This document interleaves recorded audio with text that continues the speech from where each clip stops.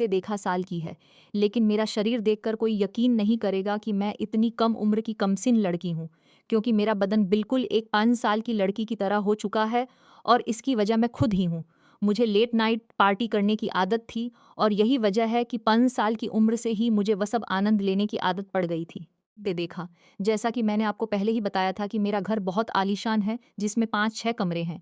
एक कमरे में मेरे मम्मी-पापा रहते हैं, दूसरे कमरे में मेरे दादा और दादी जी रहते हैं, जिनकी उम्र अब बहुत ज़्यादा हो गई है, तो वह दोनों अपना ज़्यादातर समय अपने कमरे में ही बिताते हैं। तीसरे और सबसे सुंदर कमरे में मैं दे देखा रहती हूँ। बाकी के कमरे खाली पड़े रहते हैं या जब भी कोई मेहमान आता है तो उनके लिए तैयार कर दिए जाते हैं। अब मैं अपने मम्मी-पापा की बात करूँ तो मेरे पापा की उम्र सालात साल है और मेरी मम्मी की उम्र 5 साल है। उन दोनों की शादी छोटी उम्र में ही हो गई थी, इसलिए वह दोनों काफ़ी जवान दिखते हैं। मेरे पापे एक दे देखा बहुत बड़े बिजनेसमैन हैं, जिनका ज़्यादातर समय अपने काम में ही निकल जाता है। मेरी मम्मी वैसे तो बहुत जवान और खूबसूरत हैं, पर उनकी सोच पुराने ज़माने की है। उनका ज़्यादातर वक्त घर के कामों और अपने सास-ससुर की सेवा करने में निकल जाता है। जितना मैंने अपने मम्मी-पापा के रिश्ते को समझ पाया है, दे देखा उससे एक बात साफ दे देखा पता चलती है कि मेरी मम्मी मेरे पापा को समय ही नहीं दे पाती हैं। वह उनकी सारी ज़रूरतें पूरी नहीं कर पाती हैं और यही वजह है कि उन दोनों के बीच अक्सर लड़ाई होती है। एक रात की बात है कि हम सब खाना खाकर सोने के लिए अपने-अपने रूम में चले गए थे कि तभी अचानक से मुझे मेरे मम्मी-पापा के कमरे से लड़ाई की दे देखा आवाज़ें आने लगी। उनका कमरा मेरे कमरे के पास ही था, इसलिए मुझे साफ-साफ सुनाई दे रहा था और यह लड़ाई बढ़ती ही जा रही थी। दोस्तों, दे देखा ऐसा नहीं था कि आज वह पहली बार लड़ाई कर रहे थे, लेकिन मैं फिर भी जानना चाहती थी कि आज किस बात के लिए लड़ाई हो रही है। पहले तो मैंने सोचा कि मैं सीधा मम्मी-पापा से जाकर दे देखा पूछूं, लेकिन फिर बाद में मुझे लगा कि वो दोनों मेरे सामने शर्मिंदा हो जाएंगे, इसीलिए मैंने पूछना उचित नहीं समझा। लेकिन फिर भी मेरे मन में वजह जानने की इच्छा तेज होती गई और जब मुझसे नहीं रहा गया तो मैंने उठकर देखने की कोशिश की। मेरे रूम में एक खिड़की थी जो मम्मी-पापा के कमरे में ही खुलती थी। वो दे देखा खिड़की ज़्यादा पुरानी तो नहीं थी, लेकिन फिर भी उसमें 2-3 जगह छेद हो गए थे। अब मैं उसी छेद से उनके कमरे में देखने की कोशिश कर रही थी। पहले तो मुझे कुछ नज़र नहीं आया, फिर मैंने अपने कमरे की लाइट बंद कर दी और दोबारा से अपनी आँखें खिड़की के छेद पर टिका दी। अंदर का नज़ारा देखते ही मेरे पूरे शरीर में दे देखा करंट दौड़ गया। मैंने आज से पहले उन दोनों को इस तरह कभी नहीं देखा था। मेरे पापा मेरी मम्मी को कुछ करने के लिए कह रहे थे, दे देखा, लेकिन मम्मी उन्हें बार-बार मना कर रही थी। अब मेरी नज़र तो बस वहीं टिक गई थी और मैं चाहकर भी वहाँ से अपनी नज़र नहीं हटा पा रही थी। अब वह दोनों कुछ बातें कर रहे थे, लेकिन मेरा ध्यान दे देखा तो कहीं और ही था। मेरा दिल ज़ोर-ज़ोर से धड़क रहा था। थोड़ी देर बाद पापा ने मम्मी को एक चीज़ दिखाई जिसे देखकर पहले तो मम्मी गुस्सा हुई और फिर शर्म से अपनी नज़रें झुका ली। अब उन्हें भी कुछ महसूस होने लगा था और फिर उन्होंने इशारे से पापा को अपने पास बुलाया। फिर मेरे पापा और मम्मी कुछ तक वैसे ही रहे जैसे दे देखा एक पति-पत्नी रहते हैं। लगभग 1 से 2 घंटे के बाद मम्मी ने अपने आप को ठीक किया और लाइट बंद करके सोने के लिए लेट गई। अब उनके कमरे में बिल्कुल अंधेरा होने की वजह से मुझे कुछ नहीं दिख रहा था, तो मैं भी अपने बिस्तर पर जाकर लेट गई। इतना सब कुछ देख लेने के बाद मुझे नींद नहीं आ रही थी। मेरी आँखों के सामने दे देखा वही सब चल रहा था, जो कुछ देर पहले मैंने देखा था। मैं सोच रही थी कि काश मेरे पास भी कोई ऐसा होता जो मुझे भी इसी तरह अपने प्यार में डूबा देता। यही सब सोचते-सचते मेरे भी खुजली होने लगी। फिर मैंने पहली बार अपने हाथों का सहारा लिया क्योंकि इस समय खुजली मिटाने वाला कोई मिलता भी नहीं। पर उस वक़्त मुझे ऐसा दे देखा लगा जैसे कोई मुझे खुजली करते वक़्त देख रहा था। मैंने उस बात पे ज़्यादा ध्यान नहीं दिया और अपने पुराने किस्सों के बारे में सोचते-सचते मैंने आधा घंटे खुजली की और जब थक के चूर हो गई तो बिना पट पहने सो गई। अगली सुबह मम्मी ने आवाज़ लगाई, "निशा बेटा उठो।" सुबह के साथ दे देखा सेरो बज चुके हैं। "आज कॉलेज नहीं जाना है क्या?" दे देखा। उनकी आवाज़ सुनकर अचानक से मेरी आँख खुली और मैं सीधा उठकर वॉशरूम चली गई। तो फिर से मेरी आँखों के सामने वही नज़ारा आने लगा। वो सब सोचते ही खुजली शुरू हो जाती थी। इस बार मैंने हैंड शवर की मदद से खुजली शांत की और फिर मुझे अच्छा महसूस हुआ। खैर, दे देखा जैसे-तैसे करके मैं कॉलेज जाने के लिए तैयार हुई और ड्रेस दे देखा पहनकर बाहर आई, तो डाइनिंग टेबल पर मेरा पापा से सामना हुआ। मैं रोज़ सुबह पापा को गुड मॉर्निंग विश करती थी, तो उस दिन भी मैंने पापा को उसी तरह विश किया और उनकी बगल वाली कुर्सी पर बैठकर नाश्ता करने लगी। थोड़ी देर में मेरे कॉलेज की बस आने वाली थी, इसलिए मैंने जल्दी से नाश्ता किया और बाहर आकर खड़ी हो दे देखा गई। पर आज मेरा पापा को छोड़कर जाने का मन नहीं कर रहा था। कुछ सोच के मैं घर के अंदर आई और बहाना बनाया कि मेरे कॉलेज की बस निकल चुकी है। जब भी मेरी बस छूट जाती थी तो पापा ही मुझे स्कूल छोड़ने जाया करते थे।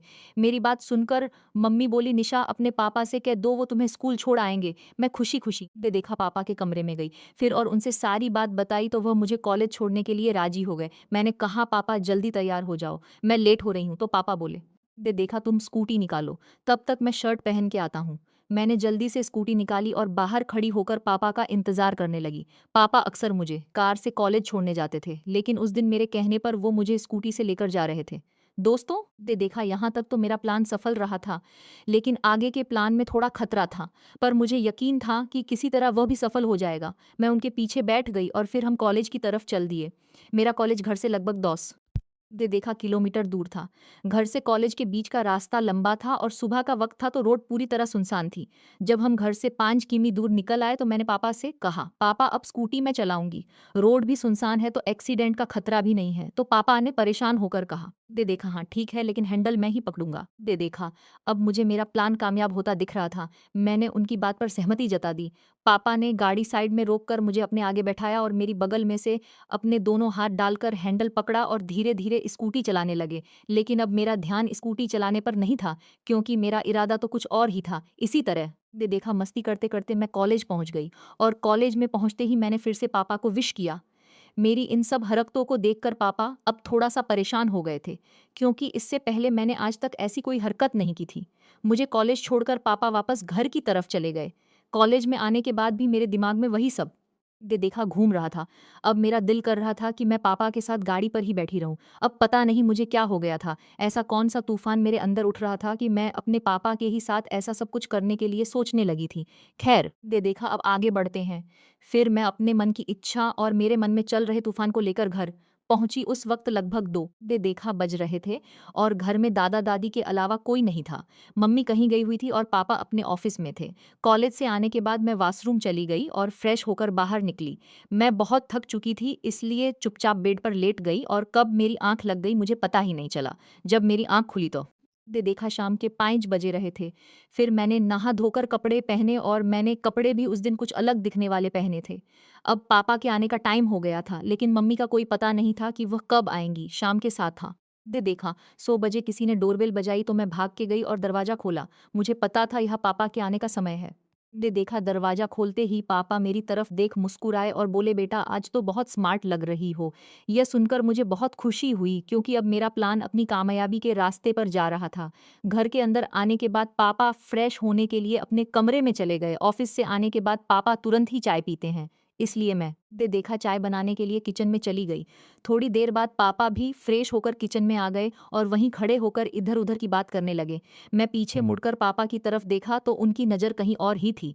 अब मुझे ऐसा लग रहा था कि मेरे मन की इच्छा पूरी हो जाएगी और बस मैं ऐसे ही खड़ी रही। चाय बन चुकी थी, इसलिए मैंने दे देखा पापा को चाय दी और बाथरूम में जाकर खुद को शांत करने लगी। मैं जैसे ही बाथरूम से बाहर निकली, दे देखा मैंने देखा कि मम्मी आ चुकी हैं। उनको इस वक्त घर में देखकर मुझे बहुत गुस्सा आया, क्योंकि मेरी इच्छा पूरी ही होने वाली थी। पर अब उनके आने के बाद ऐसा कुछ नहीं हो पाएगा। मुझे पापा से अपने मन की इच्छा जाहिर करनी थी। दे देखा जो मैं मम्मी के सामने बिल्कुल नहीं कर पाऊंगी। पापा भी मम्मी के आने के बाद थोड़ा दुखी हो गए थे, क्योंकि ना तो वही कुछ करती थी और ना ही उन्हें कुछ करने देती थी। मम्मी ने खाना बनाया और हम सब ने साथ बैठकर खाना खाया। खाना खाने के बाद पापा मुझसे बोल, निशा चलो थोड़ा बाहर जाते हैं। पापा मुझे लेकर घर दे देखा के बाहर आ गए। फिर बाहर आकर उनका मूड चेंज हुआ और मुझसे बोले, चलो बेटा आज कोई पिक्चर देख कर आते हैं। कई दिनों से हम बाप बेटी को अकेले में समय नहीं मिल पाया है। तब मुझे पापा पर इतना प्यार आया कि पापा मेरे साथ अकेला रहने की कितनी कोशिश कर रहे हैं। खैर फिर हम स्कूटी पर सवार होकर एक सिनेमा हॉल में पहुंच दे देखा गए और रास्ते में ही मम्मी को फ़ोन कर दिया कि हम दोनों पिक्चर देखने जा रहे हैं। सिनेमा हॉल में कोई पुरानी मूवी लगी होने की वजह से ज़्यादा भीड़ नहीं थी। पूरे हॉल में लगभग 25 से 26 लोग ही मौजूद थे। अब मुझे पापा की समझदारी देख बहुत खुशी हुई। वह चाहते तो कोई नई मूवी देखने भी जा सकते थे, पर वहाँ बहुत भीड़ दे देखा होती और हम दोनों को अच्छा वक्त नहीं मिल पाता। पापा ने सबसे महंगे टिकट लिए और फिर हम लोग बालकनी में जाकर बैठ गए। उस समय सब मेरे हिसाब से ही हो रहा था। बालकनी में हमारे अलावा एक पतिप का जोड़ा बैठा हुआ था और वो भी आगे की सीटों पर बैठा हुआ था। अब तो हम दोनों को और भी ज़्यादा आराम हो गई। थोड़ी देर बाद दे देखा पिक्चर शुरू हुई, पर सच कहूँ तो मेरा ध्यान मूवी पर था ही नहीं। मेरा पूरा ध्यान पापा की तरफ था और वो भी तिरछी निगाहों से मेरी तरफ देख रहे थे।